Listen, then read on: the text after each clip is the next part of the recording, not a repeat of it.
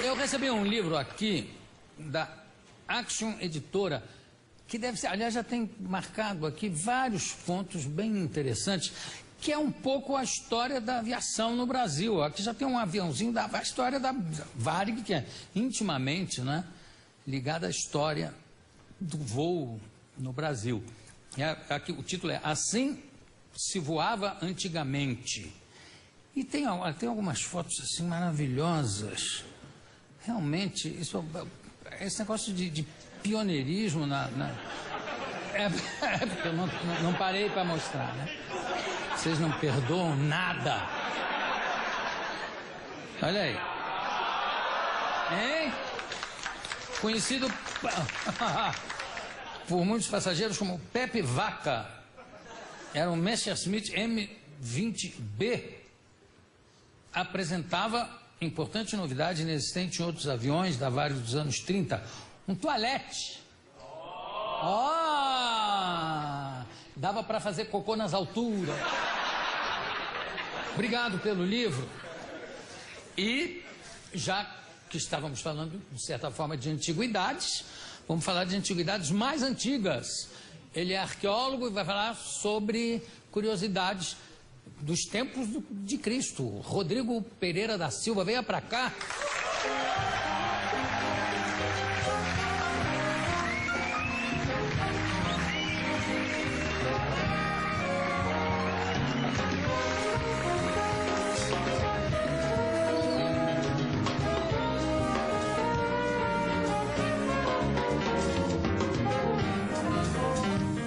Eu tô vendo que você trouxe uma... Que bonito isso. Eu tô vendo que você trouxe uma série de antiguidades, antigas inclusive. Sim. Fala um pouquinho, deixa eu mostrar o seu livro antes daqui. Escavando a Verdade, Arqueologia e as Incríveis Histórias da Bíblia, pela editora... Casa Publicadora Brasileira. Fala de novo? Casa Publicadora Brasileira. Mas que voz impressionante.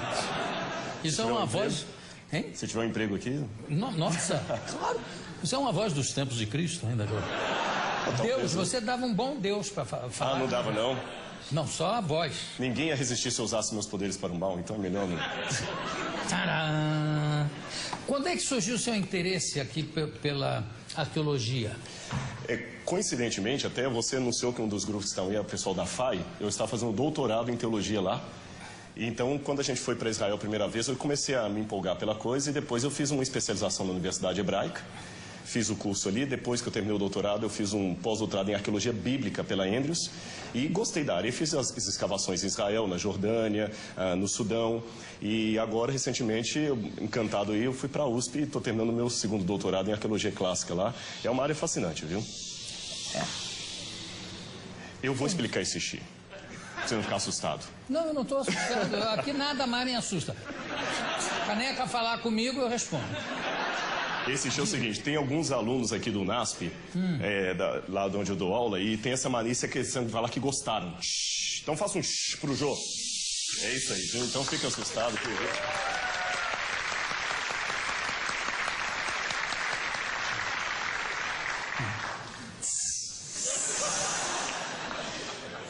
Não, tá explicado, bonito. Mas é legal isso. Tem uma profundidade nisso aí. Parece um aplauso, não sabe? Que em Fortaleza o pessoal aplaude assim no meio do espetáculo. Quer ver? Façam isso aí, olha aí. Não é bonitinho? Para não atrapalhar o espetáculo. Aplaudem no meio do espetáculo. Mas, então, escavando a verdade. Mas você trouxe uma série de objetos aqui que datam dessa época? Alguns até, assim, a maioria é do tempo de Cristo. Só uns 2 ou 3 que são mais antigos. Apenas esclarecendo, Jô, essas peças, porque quem está assistindo, não é uma questão de colocar uma picareta e ir até Tel Aviv e fazer buraco e trazer. Essas peças fazem parte do Museu de Arqueologia do NASP, tem autorização do governo de Israel para estar no Brasil, não é nada clandestino, e com exceção de uma, todas as outras são originais. Só uma que é cópia, que é réplica. Alex, faz um favor, vem aqui atrás e vai passando para mim, para eu ir falando. Cuidado para não quebrar esse troço. Tudo bem, hein? Aqui, por exemplo, essa está até com isso é o numeral que a gente tem lá exatamente do museu. Eu pensei que era preço. Isso aqui de que época é? Isso aqui é do tempo de Cristo e faz parte com esse aqui. Por quê? Vou colocar junto com a sua canequinha. Não, pode botar. Posso botar aqui? Seguro. Tá. Pronto. Isso aqui é caneca para servir vinho. Então, quando o pessoal falou da Santa Ceia de Cristo, você colocava o vinho aqui e bebia aqui. O curioso é que as pessoas bebiam no mesmo copo. Era uma questão de confraternização. E comiam também no mesmo prato. Não tinha um para cada um? Não tinha um para cada um. Aliás, eu passei uma situação no Sudão, quando eu estava com os beduínos ali. Eu fiquei 15 dias com eles no deserto de Baiuda, que faz parte do Saara. E na hora de comer, ele trazia a comida e só um prato sentava no chão. E todo mundo comia com a mão. Com a mão. E é ofensivo se você recusar comer com o outro. Porque no deserto a comida é rara. Então oferecer água, comida para alguém, dizer que você gosta muito daquela pessoa. Puxa, eu acho graça a isso que tem muitas civilizações, muitas tribos, etc., onde é ofensivo qualquer coisa que você fala que não quer, né? Exatamente. É porque como isso... come aqui esse vômito. Não, obrigado. Então você não... É verdade. Você realmente é contra a nossa cultura. Exatamente. Você não está comendo um vômito tão bem lambido? Já sei, tá achando velho. Vou fazer um para você agora. Eu fiquei até preocupado com o que tem aqui dentro, viu, depois dessa. Não, fica tranquilo. Agora é engraçado porque como é que se chama isso aqui? Isso é como se fosse uma ânfora. Uma né? ânfora. Uma ânfora, né? para colocar vinho. O cara quando pega já pensa que está bêbado, porque ela, olha só, ela não para quieta, né? Ela fica... Interessante, quase todas têm essa base. E sabe por quê? Eles fixavam no chão para manter conservada a bebida. Não tinha na época claro. Geladeira e tudo mais. Aí servia aqui. Servia aqui. E todo mundo, o anfitrião primeiro bebia e todo mundo bebia junto. Exatamente. Quer dizer, os anfitriões tomavam a baba do primeiro. A baba do primeiro. Agora, o cara queria sempre ser o primeiro. Opa, primeiro eu. Uma curiosidade que ainda tem até hoje. Quando a pessoa roubava, fazia alguma coisa, que eles cortavam a mão, porque tem uma coisa. Se alguém estiver no Oriente Médio, jamais estenda a mão esquerda para um muçulmano, por exemplo. Porque a mão esquerda é para limpar o corpo. A direita é para tocar na comida. Então, se alguém roubasse, fizesse qualquer coisa assim, eles cortavam uma das mãos, porque ele seria obrigado a tocar na comida com a mesma mão que limpava o corpo. Se tornava nojento comer com ele. Ele ficava excluído. Então, essa questão de cortar as mãos tinha essa exclusão. Enquanto estava todo mundo comendo junto, exclusão lá. Da mão, né? Sim, já duas... Matéria de exclusão. Exatamente. Se roubasse muito, eram as duas mãos. As duas mãos. Se estuprasse? Bom, nem se fala. Agora imagina essa lei... Hoje aqui, no Brasil. Né? Imagina essa lei aqui dentro. O que ia ter de maneta... Enfim. Bom, aqui o que mais? Vai passando para mim, Alex. Bom, aqui nós regressamos bastante, já que você perguntou o tempo. Essa é a réplica que eu trouxe, a única cópia, o resto é original. Que coisa interessante. Uma carta de 4.000 anos. Isso é o período que a gente chama período do bronze em arqueologia, data anterior ao ano 1200 a.C. Essa é uma cópia, não original, de como seria uma carta nos tempos de Abraão. E esse é um envelope. Eles colocavam e estavam juntos. Agora, já que eu mostrei isso, é interessante que esse aqui é original. Esse é original, é um recibo da mesma época. A venda recibo? Recibo. Para bater imposto de renda. Sério. Esse é de Ur, dos caldeus, época de Abraão. Eles doavam para o templo vaca ou algum animal para sacrifício. Então o sacerdote, o patese, fazia o recibo e ele guardava para bater imposto de renda que já existia em Ur dos caldeus por volta de 2.000 anos antes de Cristo. Isso aqui, o que? Isso aqui esse é sumeriano. Sumeriano. Em sumeriano, mas não é, isso aqui não é um recibo de imposto de renda. Não, isso é uma carta comercial. Se esse fosse um recibo de imposto de renda, isso aqui só negava. Só negava. Você viu? Um é recibo, outro é uma carta. E fora o envelope. E aqui é... O envelope. O envelope. Então colocava e lacrava com um selo. E a pessoa que recebia tinha certeza que ninguém leu antes dele porque estava lacrado. Você só abriu uma vez. Então, aqui, Alex, pega mais umzinho, obrigado. Essa é uma lâmpada... Olha o recibo. Esse é um recibo, também sumeriano. E esse é autêntico? Esse é autêntico, esse é original. Você achou de uma escavação? Ou não, esse foi doado pelo professor Paulo Borck, que nós até demos o nome do museu para ele, da coleção dele. Na verdade, do que a gente escava, não dá para trazer. E são peças que já foram escavadas e o governo doa, ou no caso desse foi uma coleção particular. Aqui o que é? Essa é uma lâmpada dos tempos de Cristo. Colocava o azeite nesse buraco maior, aqui, azeite de oliva. E aqui o que é um pavio? Aí era o pavio, acendia e iluminava a casa. Então, quando Cristo fala na Bíblia, vós sois a luz do mundo, ele estava se referindo a isso aí. Quando compara a Bíblia, lâmpada para os meus pés é tua palavra, numa época de plena escuridão, não havia energia elétrica, isso aí que salvava a situação das pessoas. Me explica, tinha um lâmpada, isso aqui chamava lâmpada. Lâmpada. Tinha maiores do que essa? Tinha algumas maiores. As lâmpadas, inclusive, mudam de época para época. As lâmpadas nos ajudam em datação, na seriação. A lâmpada do tempo de Cristo é diferente da lâmpada do período grego de Alexandre o Grande. Que já era mais... Alexandre está antes, 300 anos. Mas já era maior? Não. Até as maiores, por incrível que pareça, eram do período da Idade do Bronze. Eu não trouxe nenhuma aqui, mas elas eram desse tamanho. Agora, havia aquelas tochas também, maiores, mas lâmpadas mesmo, no máximo desse tamanho assim, não mais do que isso. O que se usava nas tochas? Nas tochas também, às vezes usava, depende do local. Em muitos lugares usavam azeite de oliva. Porque, por incrível que pareça, ele mantém a chama. Nos lugares como o Iraque, por exemplo, eles já usavam betume, e material de petróleo que era inflamável e já era usado desde a época da Babilônia Antiga para, por exemplo, fazer argamassa para tijolo ou para também manter as lâmpadas funcionando. O negócio e as tochas, eu fico muito impressionado. Quanto tempo uma tocha continuava acesa? Geralmente não era muito tempo, não, porque a tocha era mais para iluminar um caminho rápido, né? Isso era mais para uma casa e havia uma coisa interessante. Não havia muito a vida noturna que nós temos hoje. As pessoas dormiam cedo. Quem estava de noite ou eram ladrões ou eram soldados. Dificilmente você tinha um cidadão comum de noite. Ou se fosse uma festa, um part-time, isso acontecia no palácio, não havia, as tabernas eram poucas, não havia muita proibição disso. Tinha horário de verão na época, não? Não, o horário de verão foi inventado por Abraham Lincoln, né? Não, desculpa, Benjamin Franklin. Benjamin Franklin. Você falou o negócio do horário noturno, o que obrigava um pouco as pessoas a serem mais diurnas é exatamente o negócio da iluminação. Exatamente, né? Era muito perigoso. No Saara eu senti isso. E também não apagou a luz, escurece, você não vê nada, porque aqui por mais que apague a luz, que teve um blackout num bairro, mas as outras casas estão iluminadas. Você vê um pouco e tudo. Ali não, só se houvesse uma lua cheia. Fora isso, não se via nada. E o céu 5 vezes mais estrelado foi a oportunidade que eu vi lá no Saara. Quer dizer, quem tivesse um horário destrambelhado, como eu, que dorme tarde e acorda tarde, ia ter que ficar lendo a luz de candeeiro. De lâmpada. De lâmpada. Vamos lá, aliás, também aproveitando você aqui, já pulando de época, na Idade Média usavam muitos arqueiros famosos, arqueiros ingleses que usavam o arco longo, né? Com isso ganharam todas as grandes batalhas, mesmo sendo inferiorizados em número. Tinha um negócio das setas incendiárias.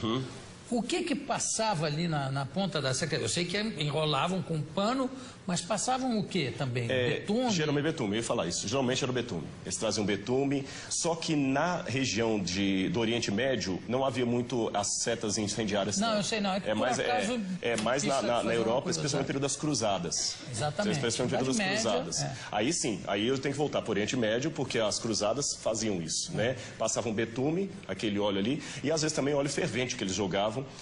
Tanto é que as cidades, as portas nunca eram assim, elas sempre faziam um L, para dificultar a entrada, por exemplo, de um ariete, alguma coisa assim. Agora, uma coisa que eu soube histórica é que o famoso Ricardo Coração de Leão, né, que foi rei da Inglaterra, líder de uma das cruzadas, líder dos cavaleiros ingleses, era gay, tinha caso com o rei da França, com o Filipe. Foram para as cruzadas para ficar namorando lá em paz, porque... Mas eu posso ele era terrível. Mas eu posso falar um comentário que um amigo meu que mora em Londres falou? Não. Ele falou que quando ele chegou em Londres, ser gay era uma coisa não aceita. Depois passou a ser compreendido, respeitado. Ele falou, vou embora antes que se torne obrigatório. Parece assim, eu respeito os homossexuais, é claro, mas parece que hoje todo mundo que é inteligente tem que ser gay, né? Então, tem alguns autores... Eu tô fora de época, então. Porque... Vai ver que eu sou burro. Dois. Deixa eu te falar. Não, eu fiquei impressionado com o negócio do Ricardo Coração de Leão. Não é pelo negócio dele ser gay, é de ir para fazer as cruzadas para poder namorar em paz com o rei Filipe. Brigaram, o Filipe voltou e ele ficou... E havia uma crueldade na época que ele chegou a incendiar uma mesquita cheia de gente para matar, queimou uma multidão dentro de uma mesquita e para ele tudo bem, aquilo não contava porque eles eram infiéis. Infiéis, na verdade, os infiéis, os muçulmanos que atribuem o título de infiéis aos cristãos. Exato. Mas, enfim, eles não consideravam Nem que eles tinham, o Papa permitia, né? Sim, nossa, se você visitar, você com certeza visitou os museus da Inquisição da Idade Média, são coisas terríveis. O que é isso aqui? Isso aqui é um espelho. Nossa! Olha como está nítido. Na verdade... Espelho meu. Essa parte esverdeada é porque o bronze, com o tempo, ele adquire essa cor esverdeada pelo característica da velhice, né? Só que o espelho, na época, ele era um bronze polido. E curioso que a Bíblia, quando Paulo fala assim, em Coríntios 13, aquela passagem bonita, o amor é a maior das virtudes, ainda que eu tivesse o dom de falar o idioma dos anjos, de todos os homens, se não tiver amor, nada servirá. E no final ele fala, hoje contemplamos a Deus por um espelho, obscuramente, mas então o conheceremos como eu sou conhecido. Quando eu leio a Bíblia, não, se eu contemplo a Deus por um espelho, o espelho é nítido. Na época não, era um latão, um bronze. Então você via um rosto, mas não muito claro. Então por isso que ele compara. Hoje a visão que nós temos de Deus é uma visão distorcida. Essa era a ideia do espelho. Então quando a gente pega no passado aquela questão da ninfa que se apaixonou lá pelo... fugiu o Narciso, que ele se contemplava na água para ter o seu reflexo melhor, porque o espelho não era o suficiente, é por causa dessa realidade. Embora no primeiro século a.C. você já tenha a primeira invenção do vidro, mas espelho mesmo é do período bizantino em diante, até por volta do século 7, 8, ainda é latão ainda que usava. Sempre latão? Sempre latão. Alex, vai passando. Esses aí têm um significado... famosos cravos. Pregos romanos. Inclusive alguns usados em crucifixão. Mas está lavado e tudo. Sim, sim. Aliás, uma coisa curiosa dos judeus, é difícil nós acharmos pregos de crucifixão, só houve um crucificado até hoje que a ossada dele foi encontrada. O judeu guardava o sábado e na Mishnah dizia que apenas 3 coisas o judeu podia carregar no bolso de sábado, nem dinheiro poderia. A Mishnah é uma tradição judaica posterior à destruição do templo no ano 70, então as 3 coisas que ele podia carregar por superstição. Um ovo de gafanhoto, óvulo de gafanhoto. Ovo de gafanhoto. Um ovinho de gafanhoto ou um dente, segundo uma versão da Mishnah, de fox, de raposa, ou então, segundo o outro, de burro. E a terceira coisa que ele poderia carregar no bolso seria um prego que crucificou alguém. Agora, a crucificação ou crucifixão era utilizada só para castigos políticos, né? Tinha que envolver política. Não, nem sempre. Também ladrões. Ladrões eram condenados à morte por crucifixão. Tudo bem, mas ladrões que agiam contra os romanos. Tinha sempre envolvimento político no sentido de que eram ladrões que agiam contra o Império Romano. Na verdade, a crucifixão foi aperfeiçoada pelos romanos, mas não inventada por eles, né? Os cartaginenses já usavam. Antes deles, no Império Assírio, você tem um empalamento. Na verdade, no período de Cristo, era mais difícil dizer que cultura não crucificava. Os judeus eram exceção. Agora, tinha muito crucificado, né? Sim, sim. Agora, e também é o seguinte, pelo que se sabe hoje, parece que só um cravo foi utilizado no caso de Cristo. Exatamente. Só nos pés embaixo. Não, nas mãos não amarravam. O problema é que a cultura popular pensa na palma da mão. Não, e é no pulso. Né? Exatamente. Alguns estudos o corpo rasgava. Alguns pensam que seria aqui ou no pulso, aqui onde firmava. Então, 2 cravos. E no pé, você poderia ter um cravo atravessando os 2, um de cada. A Bíblia não fala quantos eram os cravos. Essa questão de 3 cravos é mais uma questão teológica posterior da Idade Média, para significar a Trindade. Como tudo sobre a época, né? Tudo firmado ou em Paulo ou na Idade Média, né? Exatamente. História dos santos. E também o comércio, imenso comércio que havia sobre as relíquias. Não, isso foi terrível. Frederico o Sábio, que era da Prússia lá, Frederico o Sábio, ele tinha muitas peças, e até tem um autor que chega a ironizar contando uma fala de Lutero, que Lutero, quando estava dando aula, dizia que havia tantos ossos de santos na Europa, que só na Espanha você podia encontrar 15 dos 12 apóstolos. Ô, Vilen, chama a vinheta que nós vamos continuar aqui, que ainda tem muita coisa para mostrar. Alex, desculpa estar te utilizando aqui. Solta lá a vinheta.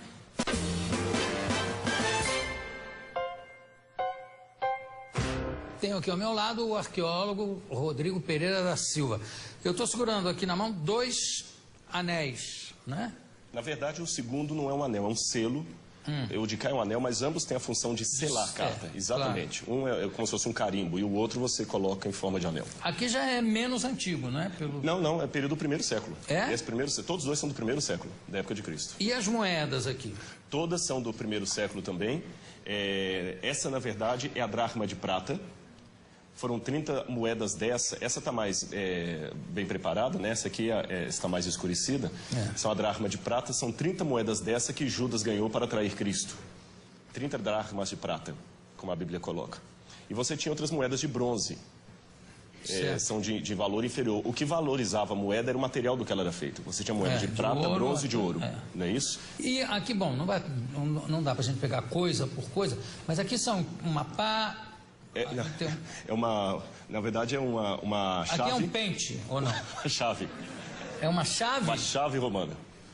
Uma chave romana. O tamanho da fechadura. Então você tem chave.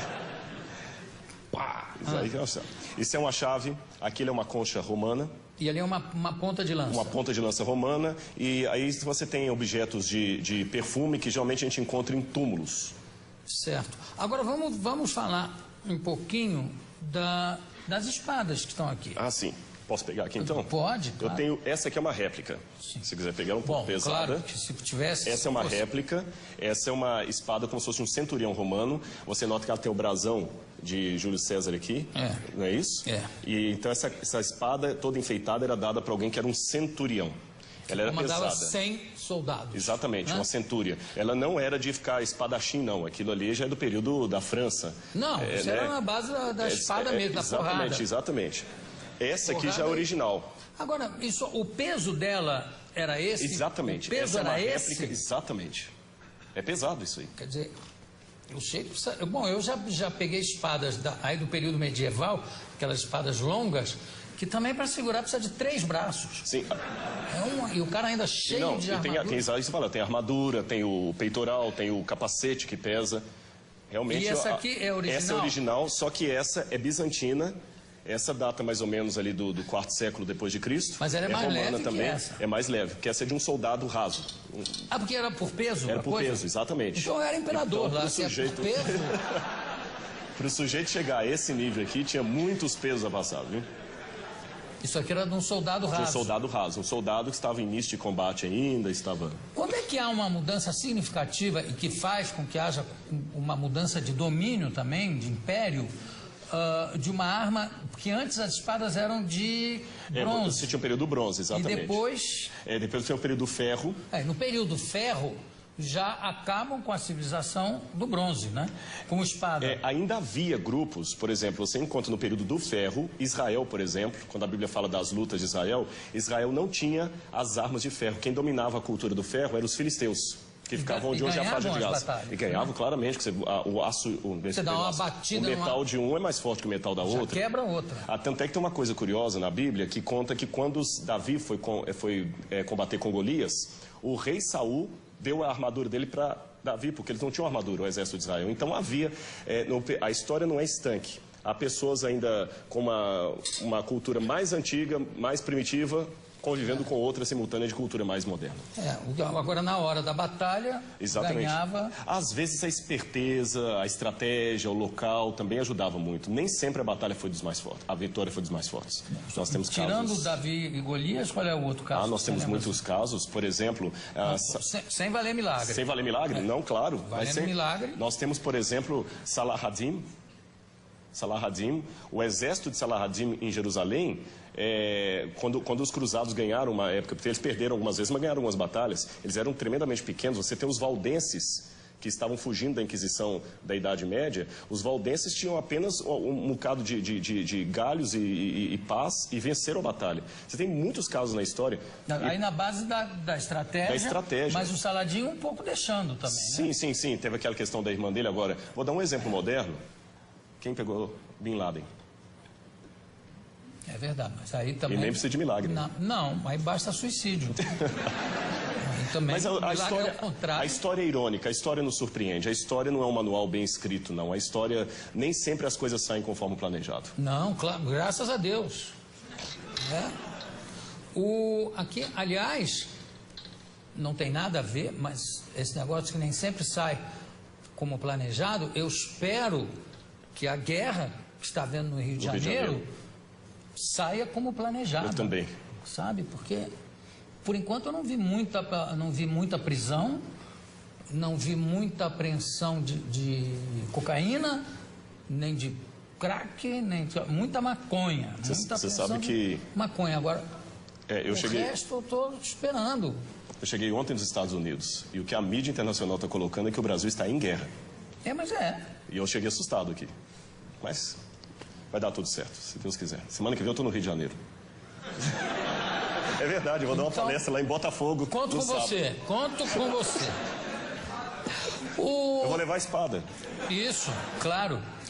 Vamos falar Parece que só foi encontrada uma ossada de um crucificado. De um crucificado? Uhum. E como é que é? Ele estava o quê? Sem buraco, sem furo nas mãos? Não, foi... Porque amarravam os braços também, né? A questão do amarrar hoje está sendo questionado, porque não temos nenhum relato antigo que menciona isso. Foram as reconstituições renascentistas que falavam disso, mas nós não temos nenhum relato romano que amarrava os crucificados. Tudo bem, mas esse que encontraram? Esse que encontraram foi o seguinte: depois da Guerra de 6 Dias em Israel, em 1968, a Guerra de 6 Dias, 1967, eles estavam fazendo uma terraplanagem num bairro no subúrbio de Jerusalém chamado Givat HaMevitar.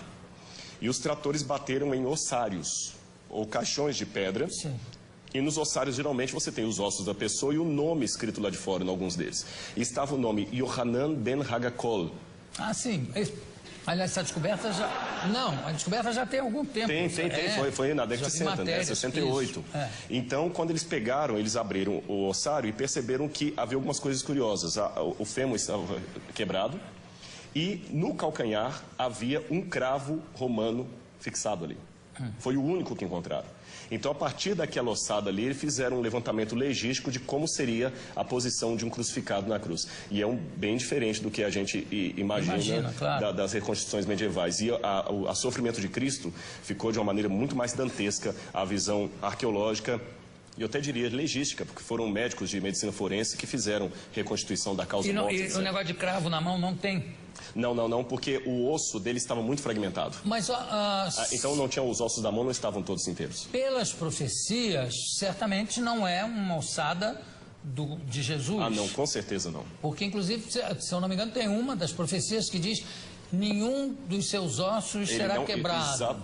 E não conhecerá a corrupção. E nós temos evidências. Eu sei que muitos historiadores hoje negam a ressurreição de Jesus, pensam que é uma teologia, mas eu digo, com base histórica, a ressurreição de Jesus aconteceu e nós temos muitos elementos históricos para afirmar isso, a despeito do questionamento de muitos historiadores. Mas sobre a ressurreição? Sobre a ressurreição.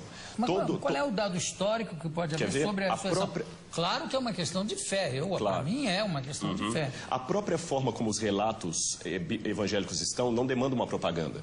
Porque o que é uma propaganda? Uma propaganda, às vezes, você mascara, enfeita uma coisa para vender um produto. Aqueles discípulos estavam, em primeiro lugar, sofrendo perseguição e abuso por causa daquilo. A ressurreição era uma única doutrina da antiguidade que ninguém aceitava. Eles aceitavam a história de Platão, que a sua alma ia para o Éon, podia aceitar a história de Pitágoras, que você transmigrava a alma de um corpo para o outro, ou então ficar com os epicureus, que morreu, acabou. Mas a ressurreição... A reencarnação exatamente, a transmigração de almas está ali perto. Exatamente, alguns judeus aceitavam a reencarnação. Agora, a ressurreição era uma coisa que ninguém comprava essa ideia. E outra, na época, pelo machismo... Mas isso, desculpa, mas isso não é uma prova histórica. Sim, mas a forma como os evangelhos foram descritos é interessante. Eles quebram todas as regras de propaganda. Quer um exemplo? Porque para eu saber se é histórico ou não, lembremos, história não dá para levar ao laboratório e repetir o processo. A forma como tratamos a história é diferente. Você olha um documento, e o que você considera uma prova histórica? Como ele foi redigido? Ele foi redigido de uma maneira histórica, com E, ou uma maneira de propaganda, ou uma maneira real. E os evangelhos, por exemplo, eles mostram que a primeira testemunha de Jesus ressuscitado foi Maria Madalena, que era mulher. O testemunho de uma mulher não era válido. Se eles quisessem vender uma teoria, eles colocariam que os homens viram Jesus, e não as mulheres, porque o testemunho de uma mulher não era válido. Segundo, o fato de Jesus ressuscitar no terceiro dia. Para o judeu, até o terceiro dia, você podia ter um coma e voltar. Interessante que Jesus ressuscita depois do terceiro dia, ele estava realmente morto. Outro detalhe... Mas ele não ressuscita com o mesmo corpo que ele morre, né? Mas é um corpo glorificado. Corpo glorificado, mas ele tinha algo tangível. Tanto é que quando ele aparece para Tomé, o famoso São Tomé, um incrédulo, ele fala, Tomé, veja que sou eu, porque um espírito não tem carne e osso, toca nas minhas feridas. E depois ele pergunta, o que vocês têm para comer? Eles tinham peixe e favo de mel, e ele come com eles. Então é um corpo glorificado, é uma questão de fé, é claro, mas tem uma continuidade com um corpo humano. Não, tudo bem, mas tudo isso, desculpa, eu sou uma pessoa de fé, né? Entendi, claro, Estou aqui fazendo um pouco o advogado dele, que é o seguinte, tudo isso foi muito mexido, remexido na Idade Média, no primeiro imperador católico, Constantino. Né? Constantino, inclusive as datas de carnaval, diz tudo para conjuminar, para juntar com as datas de feriados. Exatamente, pagãos. E também ele foi um pouco copydesk dos evangelhos, que tem uma opção de outros evangelhos que ele é que resolveu que não valiam. Na verdade, quando a gente trabalha isso, a gente trabalha com a crítica textual. A crítica textual se vale de documentação anterior a Constantino. Então nós temos fragmentos do Evangelho de João, por exemplo, John's Highlands, que data do ano 150, 170 antes de Constantino. Outro detalhe, Constantino era analfabeto. E os evangelhos apócrifos que começaram a surgir, os famosos aí, com todas aquelas histórias, eles não foram aceitos no cânon.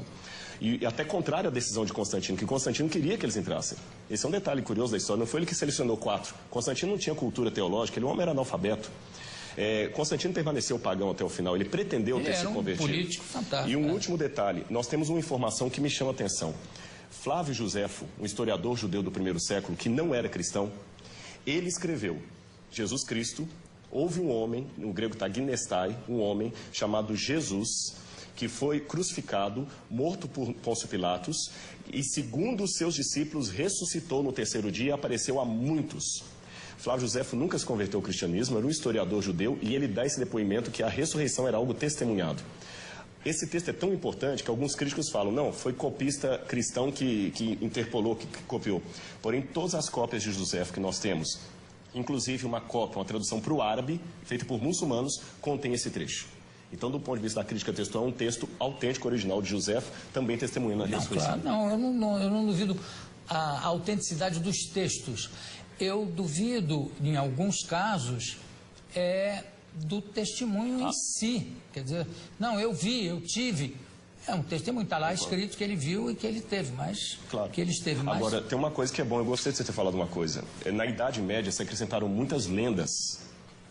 Esse é que é o problema. E o pessoal confunde as lendas que está na Bíblia. E só um detalhe com relação ao testemunho. Quando a pessoa dá um testemunho vendido, ela vai ganhar alguma coisa. O que os apóstolos ganharam com aquele testemunho? Pedro morreu crucificado de cabeça para baixo. Paulo degolado. Então, quanto tempo demora uma mentira? Essa que é a questão. Eles não ganharam nada, só ganharam perseguição. Então, das duas, uma. Ou aquele pessoa era muito doido, ou ficaram tão extasiados com aquilo que preferiram morrer a negar o depoimento que eles estavam. Se fosse uma mentira, eles tinham pulado fora. Ninguém ia ficar com Cristo até o final. O único que traiu foi Judas. Os outros ficaram, e até hoje a história está aí, e nem a modernidade conseguiu matar essa brilhante história da ressurreição de Jesus. Bom, claro, porque eu acho que aí, de novo, eu acho que é uma questão de fé. Né? Se você acredita, acredita. Se você não acredita, não adianta. Eu acho que não se pode provar a fé, graças a Deus, não se pode provar a fé cientificamente, não tem como. Claro. Concordo, exato. Agora, e tem as lendas, tipo aquela que diz que Jesus, depois que ressuscitou, reuniu os discípulos, subiu numa pedra e disse, foi subindo enquanto dizia, adeus mundo, de 1000 passarás, 2000 não chegará. A 2000 não chegarás. E subiu. Eu queria saber como é que fica isso rimando em hebraico ou em aramaico. Yidervo chupayoro, tingas arovalo.